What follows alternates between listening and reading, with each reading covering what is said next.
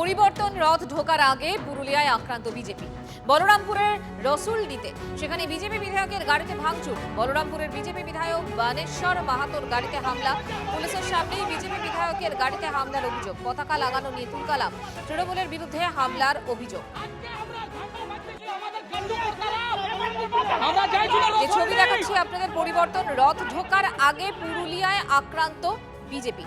রাজ্য জুড়ে পরিবর্তন রথ বেরিয়েছে বিজেপির পুরুলিয়ার ছবি এটা। আজকে আমরা ঝান্ডা বাঁধতেছি, আমাদের গন্ডু করতাম, আমরা যাইছিল রসলডি করেছে, আমাদের গাড়িকে ভাঙচুর করেছে, আমাদের কার্যকর্তার উপরে পাথর বৃষ্টি করেছে। আজকে ঝান্ডা লাগার জন্য আমাদের কার্যকর্তা ঝান্ডা লাগা হয়েছে, আমাদের গাড়ি ভাঙচুর করা হয়েছে, আমাদের এমএলএ সাহেব ওইখানে আছে। এই মুহূর্তে আমাদের প্রতিনিধি তপন আমাদের সঙ্গে রয়েছেন, কথা বলবো তার সঙ্গে। তপন, বলরামপুরের রসুলডিতে বিজেপি বিধায়কের গাড়িতে ভাঙচুর, কিন্তু কি কারণে হঠাৎ এই গন্ডগোল, কেন ভাঙচুর?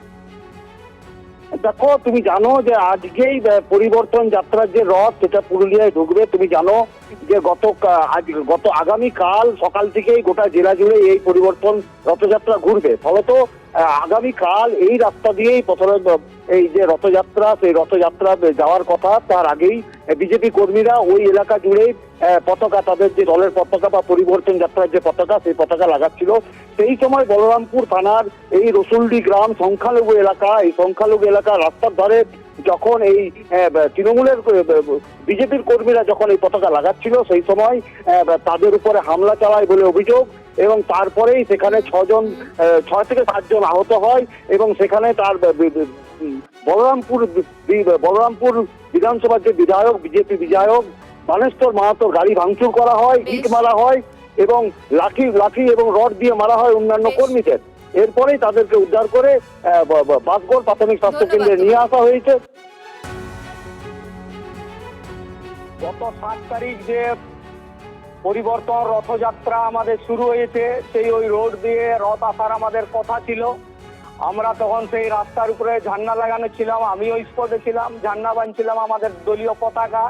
সেই পতাকা লাগানোর সময় রসলডি, হরিপালডি বলে বলরামপুর ব্লকের একটা গ্রাম আছে, সেই গ্রামে মসজিদ থেকে আচমকা 500-600 লোক জেহাদি আমাদের উপর টাঙ্গি, তরোয়াল, লাঠি, রড নিয়ে হামলা করে এবং আমাদের 5-6 জনা এখন সিরিয়াস আছে এবং আমার গাড়ির উপর হামলা করে। আমার যদি সিকিউরিটি না থাকতো হয়তো আমাকে জানে ওরা মারিয়ে ফেলতো। তাই এবং আইসির নেতৃত্বে আইসি ওইখানে স্পটে দাঁড়িয়ে আছেন, আগেই সূচনা আইসিকে দিয়েছিলাম, এখানে আমরা ঝান্ডা বাঁধবো। আইসি দাঁড়িয়ে আছে, আইসি দাঁড়া থাকাকালীন আইসির নেতৃত্বে জেহাদিরা আমাদেরকে তাড়া করে। তো আমরা কোন পশ্চিমবঙ্গে বাস করছি?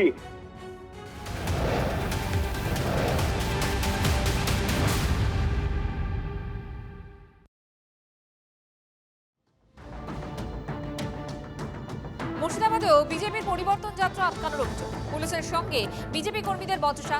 বরং আর জালি বাগানেও তীব্র উত্তেজনা, ছবি দেখাচ্ছি আপনাদের। পুরুলিয়ার ছবি আগেই দেখেছি, এবার মুর্শিদাবাদের ছবি দেখাচ্ছি। সেখানেও বিজেপির পরিবর্তন যাত্রা আটকানোর অভিযোগ। পুলিশের সঙ্গে বিজেপি কর্মীদের বচসা।